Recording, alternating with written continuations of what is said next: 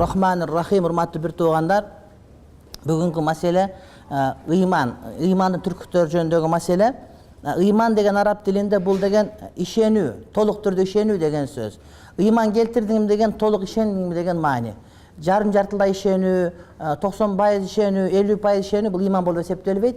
Бир нерсеге 100% толук түрдө ишенүү бул иман болуп эсептелет.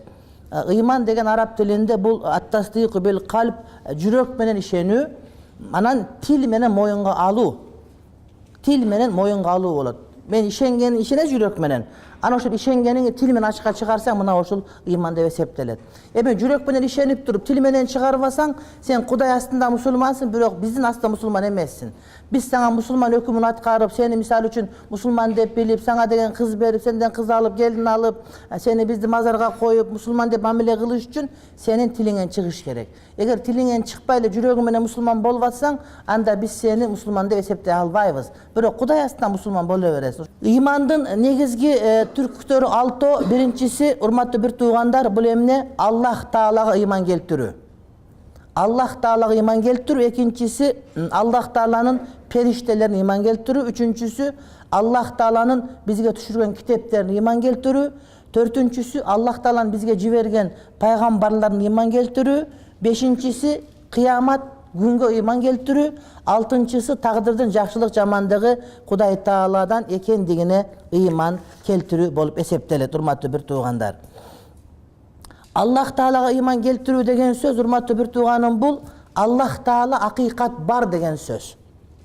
Аллах Таала жалгыз, анын шериги жок. Аллахтын баласы жок. Анын шериги бар, баласы бар десе ширк болгон болот. Аллах Таала бүт бардык толуктук сыпаттар менен сыпатталат. Кудайдын сыпаттарынын бардыгында эч кандай кемчилдик жок. Жана ар бир кемчиликтен Кудай Таалам алыс. Кудайдын затында сыпат эч кандай кемчилик жок. Аллах Таала ибадаттын бардыгына ылайыктуу. Аллах Тааланын буйруган ибадаттарын гана биз аткарабыз деген Аллага иман келтирүү мына ушундай болот, урматтуу бир тууганым. Ибадаттын бардыгы Кудай Таалага багытталат деген сөз. Ибадат Кудайдан башкага багытталса, бул ширк болуп эсептелет. Экинчиси, периштелерге иман келтирүү деген сөз, урматтуу бир тууганым, бул периштелер бар деп иман келтирүү жана периштелер нурдан жаратылган деп иман келтирүү. Адамдар топурактан жаратылганбы, да периштелер эмнеден? Нурдан жаратылган. Ошондой эле периштелер эч качан күнөө кылышпайт, алардын күнөө кыла турган кудурети дагы жок. Алар дайыма Кудай Тааланын эмне ибадатында болушат. Ошондой эле Кур'ан-ы Каримдеги айтылган периштелер, хадистерде айтылган периштелер жана айтылбай калган бардык периштелердин бардыгына чогуу иман келтиребиз. Жебирел периштени айткан мисал үчүн, андан сырткары хадистерде келген Мункар, Накир деген периштелер бар. Ошолорго толук ишенебиз жана биз билбеген периштелерге дагы толук түрдө ишенебиз. Андан кийин, урматтуу бир тууганым, Аллах Тааланын китептерине иман келтирүү деген бул ошол Аллах Таала китептер түшүргөн. Китептердин бардыгында адамдардын туура жол табуусу үчүн айтылган маселелер бар. Китептердин бардыгында Куран баш болуп, адамдар дүйнөдө ахиретте кантип бактылуу болот дегенге жооп берген китептер бар. Азыркы мисал үчүн биз көп китеп окуйбуз да. Китеп окуганда китептер бар, көңүл көтөрө турган, ар кандай мисал үчүн нравалык китептер бар, ар кандай математика боюнча китептер бар. Куран китептин мааниси адамдарды бактылуу кылуу үчүн келген китеп деген. Анан ошо Кудайдын китептердин бардыгы туура, бардыгы чын. Инжилдагы, Тоораттагы, Забурдагы чын деп билебиз, бирок ошолордун бардыгы бизге чейин өзгөрүлүп, бурмаланып кеткен деген түшүнүк менен жашайбыз биз. Андан кийин пайгамбарларга иман келтирүү, пайгамбарлардын бардыгы акыйкат, ар бир үммөткө, ар бир элге өзүнчө пайгамбар келген, акыркы пайгамбар Мухаммед пайгамбарыбыз, пайгамбарлардын бардыгына толук түрдө иман келтиребиз. Алардын саны Кур'ан-ы Каримде 25, бирок толук санын эч ким билбейт деп билебиз. Кудай гана билет, пайгамбар гана билет. Андан кийин кыямат күнгө иман келтирүү, бул деген Кудай Таалам кабар берген бардык кабарга ишенебиз. Ошондордун ичинде өлгөндөн кийин кайра тирилүү деген бар, жана кыямат күн деген бар, урматтуу бир. Кыямат күн бул деген эсеп күн деген сөз. Андан кийинкиси тагдырга ишенүү, тагдырдын жакшы жамандыгынын бардыгы жалгыз Кудайдын өзүнөн деген этикатта болуу. Ыйман толук түрдө бөлүнбөйт деген сөз. Мисалы үчүн бир адам айтса, мен мусулман болом, мисалы үчүн бир күндө 24 сааттан 23 саат 59 мүнөт. Бирок бир күн мен баптист болом. Je bir minut tengirçi olom. Bir minut men misal üçün Hristiyan bolom dese iman bar jokka çıkıp ketet degen söz. İman toluk türde boluş gerek. Egerde bir adam bir yıl Müslüman bolom, birok birle saat kapır bolom dese toluk türde kapır bola beret. Demek iman eç vaqta bölünbeyt. Tengirçi olup turup Müslüman mı dese Müslüman bolup eseptelemeyt. Müslümançılık iman toluk türde boluş gerek. Egerde 0,001% Müslüman emes bola turgan bolsa imandan toluk türde çıkıp ketet urmatly bir tuğanım. Allah Taala jalgız, Allah Taala bar, urmatly bir tuğanım. Allah Taala'nı kim jok degen bolsa, je bar dep turup birok Allah Taala'nın şerigi var dep turgan bolsa, al adam imandan toluk türde çıkıp kete beret. Kuday Taala bardygyn jaratkan, jokton bar kılgan, ibadattın bardygy Kuday Taala'ga gana bagıttalgan dep aytış gerek. Kudaydın bar ekendigin bilip urmatly bir tuğanım, bardygыбыз Kur'an okubasak dele bilsek bolat. Egerde biz bir işke barsak, oşol jerde bardygy tartip menen bola turgan bolsa, demek oşol jerde başçı var ekeninden habar beret. Egerde bir uyga barsak, kiyimler çaçılgan emes, tamaktary bışkan, uy tatıda tursa, jakşı hajayka bar ekeninden habar beret da. Oşol siyaktı bütünde alamdın bardygın tartibi jakşı bolup tursa, demek Kudaydın bar ekendiginden habar beret. Balki mana biri Kuday deyt, biri başka biri deyt. Birok oşol jalgız jaratuvchi ekendiginden habar berip turat. Her ne sözünde ogunda ketip atkan özü bunu dalilül fitra, dalil halq dep urmatly bir tuğandarım aytılınıp gelet.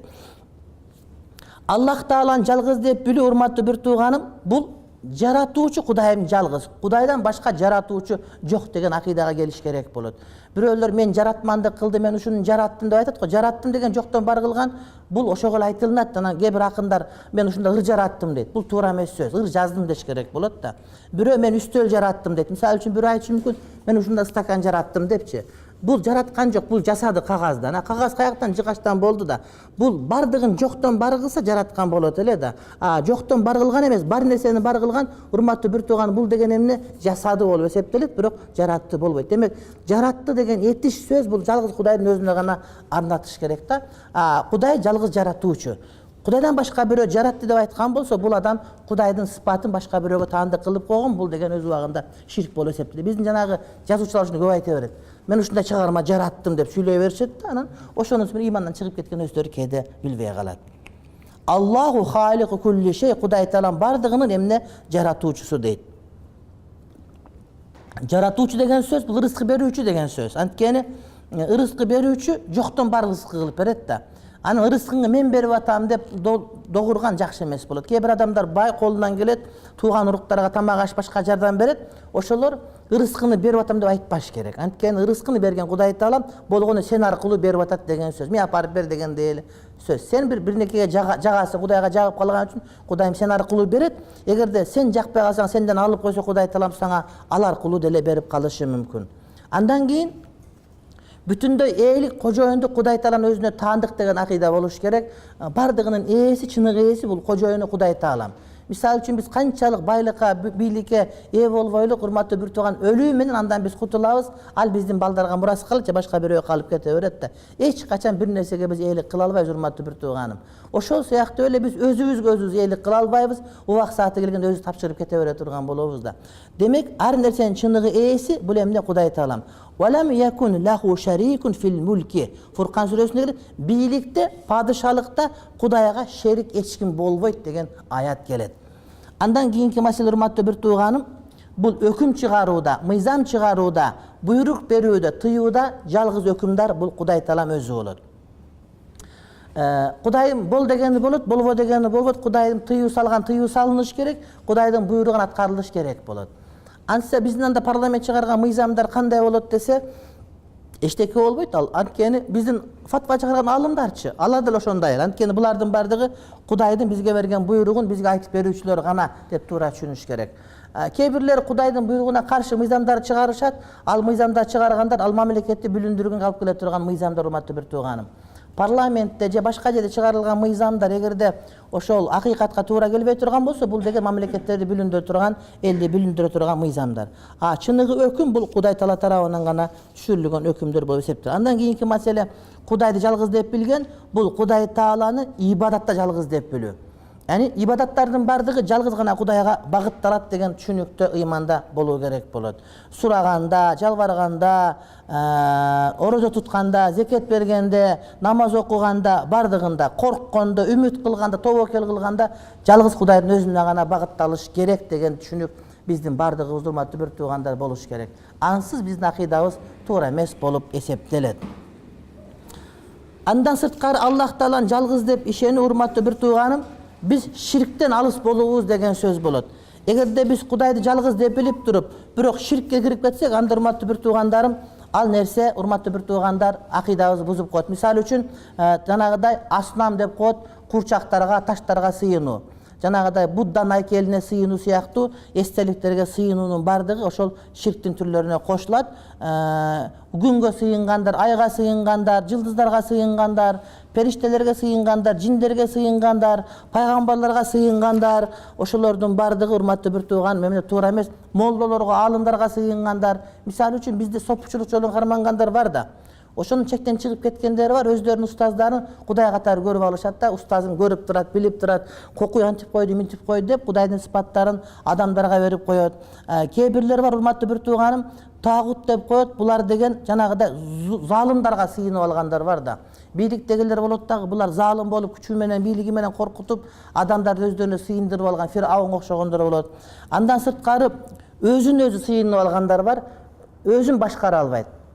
Өзүнүн ой эмнени кааласа, нәфси эмнени кааласа, ошонун аркасынан жүгүрүп, ошого сыйынып алгандар бар. Мына ушулар дагы ширк келтирген болот. Кээ бир учурда кээ бир адамдар бар, Кудайдын айтканын кылбайт, бирок өзүнүн айтканын кылып, же болбосо ошол өзүнүн нәфсин ээрчип жүргөндөр бар. Чындыгында булар Кудайды эмне тааныбай жүргөн адамдар. Акчага, мал мүлүккө, кээде мисалы үчүн адамдарга сыйынып кеткен учурлар кездешет. Кээ бир адамдар бар, дүниеге сыйынышат, алар кандай сыйынганы бактылык бир гана дүние менен болот деп айтышат. Ушулардын бардыгы Кудайды жалгыз деп айтып аткан акыйдасына тетириш чыгарган болуп эсептелет. Ширк экиге бөлүнөт. Ачык ширк, анан кийин жабык ширк болуп бөлүнөт. Ачык элдин баары көрүнүп турат, ал эми жабык ширк бул адамдын жүрөгүндө боло турган маселе. Сыртынан сонун эле мусулман, бирок жүрөгүндө Кудайдан башкага дагы сыйынып, уйга сыйынып, торпокко сыйынып, эстеликтерге сыйынып, башка кылып кеткендер дагы бар. Кудай Таалам ошолордун жамандыгынан сактасын. Андан сырткары Кудайдан башка менен касам ичкен дагы ширк болуп эсептелет. Мисалы үчүн бизде нан урсун, туз урсун деген сөздөрүбүз бар. Ошолор караңгы ай урсун, түн урсун, кандуу жол урсун деген сөздөрдүн, нан урсун дегендердин бардыгы туура эмес. Бунун бардыгы касам, бир гана касам Кудайдын аты менен ичилет, урматтуу бир тууганым. Кыргыз элинде ушундай бир жанагыда тузга сийип берем деп дагы айтышат. Мисалы үчүн ушулордун бардыгы таптакыр шариятка туура келбеген, ширктин бир түрүнө кирген маселе. Андан сырткары урматтуу бир тууганым, жанагы биз бир неке десек, Кудай кааласа деп айтсак, Кудай кааласа, сен дагы кааласаң деп өзүн кошуп коет го. Ал туура эмес болот. Анткени бардыгы Кудайдын каалоосу менен болот. Адамдын каалаганын бардыгы эле урматтуу бир туугандарым боло бербейт. Андан сырткары чоң ширк, кичине ширк деген бар. Чоң ширк деген дароо ачык ширкке чыгарат, ал эми кичине ширк дегени барып ширкке өтүп кетиши мүмкүн деген сөз. Мисалы үчүн бир адам бар, бул барып эле тоого сыйынып атса, ташка сыйынып атса, садаган кетейин жер деп жерге сыйынып сууга таянып аткан болсо, бул ачык ширк болот да. Анан бирөө бар, адамдарга көрүнөйүн, кожо көрсүн, эл көрсүн деп кылат. Бул жабык кичине ширк. Бул барып ширкке айланат. Мисалы үчүн умрага кетип атканда жарыя кылат, элдин бар умрага кетип атам, көргүлө мени деп, ошону мактанганын жарыя кылып, эми биз дагы жарыя кылабыз, болгону бир адам умрага келсе деп. Өткөндө келгенден кийин умрачылардан көбөйгөнүнө бир себеп болду деп сүйүнүп атабыз. Анан сабактарды да ошо умра деп чыгарганыбыз, адамдар умрага барсак жакшы болот экен, умраны билип алса деп адамдарга бир багыт берген үчүн. Болбосо кылган ибадат урматтуу бир тууганым эмне жашыруун бойдон калыш керек. Кимдир бирөө эл көрсүн, адамдар көрсүн деп ибадат кыла турган болсо, бунусу кичине ширк болот. Барып адамды урматтуу бир тууганым эмне имандан чыгарып коет. Инна ширка ла зулмун азим. Кур'ани Каримде албетте ширк эң чоң зулумдук дейт. Bir adam adiletli olup görünüp, biri Kudaydı tanıbay şirk kılıp atkan bolsa, bul adam en çok şirkке urmatlı bir tuğanım girip ketken bolup eseptelet dağı. Anan oşo şirk adamdın amallarının bardığın jokko çıgarıp, adamdın amallarının urmatlı bir tuğanım bulgap koy oturgan jaman bir nerse.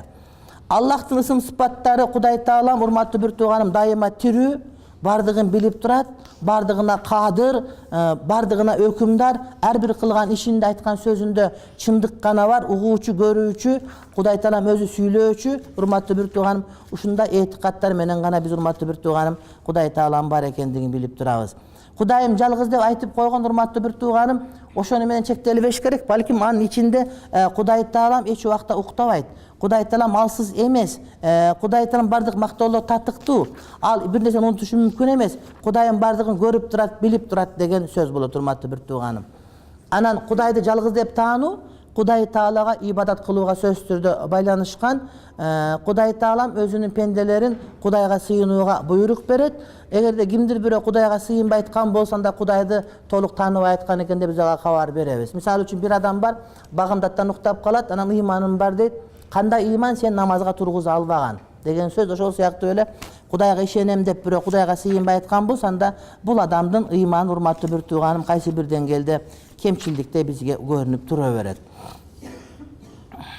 Egerde bir adam Kudaydı anık bile turgan bolsa anın paydası emne dese, bul adam Kudaydı taanıganda özün taanıp baştayt.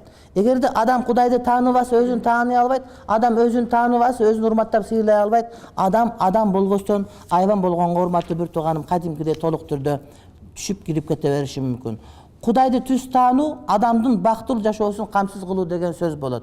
Эгерде адам Kudaydı тааный албаса, бул адамдын бактылуу болуусу күмөндүү, эч убакта бактылуу болбойт, жана бактсыз болуп калуусу аныктыр урматтуу bir tuğanım.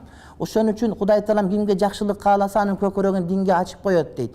Көкөрөгү дин жөнүндө сөз укканда рахат алууга аттагы Кудайым кимге жакшылык каалабаса анын көкөрөгүн кысып коет ушунчалык деңгээлде. Адам аспанга көтөрүлгөн сайын көкөрөгү канчалык кысылса, бул дин уккан сайын ошончолук көкөрөгү кысылат дейт да. Демек дин жөнүндө сөз болгондо уккусу келбей, кысылып, жүрөгү сыгылып, укпай атып кыйналып аткан адамдар, демек буларга Кудай Тааланын жакшылыгы жазылынган эмес деген сөз. Экинчи bir пайдасы, ошол таң калган эмнеге асманга чыккан деп көрсө аспанда аваз болот дагы, адам бийиктеген сайын адамдын дем алуусу кыйындай берет. Космоско чыккан сайын. Ошондуктан ошол аят Кур'ан-ы Каримде бар урматтуу bir tuğanım. Мына ушуну көп адамдар окуп алып, таң калып, азырга чейин эстеринен чыгара албай жүрөт. Анан эң негизгиси Кудайды тааныгандагы маселе бул Аллах Тааланын ыраазылыгы. Эгерде Кудайым бизден ыраазы болсо, анда Кудай Таалам бизге жакшылыгын берген болот. Эгерде Кудайым бизден нааразы болсо, анда биз жакшылыкка жетпей калган болуп эсептелебиз. Негизи бул жерде сабак үчүн келбейбиз. Биз сабак өзүбүздүн жерибизде болот. Бул жерде ибадат ана ошол чогулуп туруп, бирибиз менен бирибиз көрүшүп туралы деген максатта гана бир аз сабак уюштуруп өтөбүз. Бирок негизги максат пайгамбардын жанына ошол жерде эмне дуа зикирде болуу. آمين. بسم الله الرحمن الرحيم. ربنا آتنا في الدنيا حسنة وفي الآخرة حسنة وقنا عذاب النار. آمين برحمتك يا أرحم الراحمين. Kavloçular uqqanга men dayarmın. Üstolungar jetelep kelip otursaňar bolaberet janymda.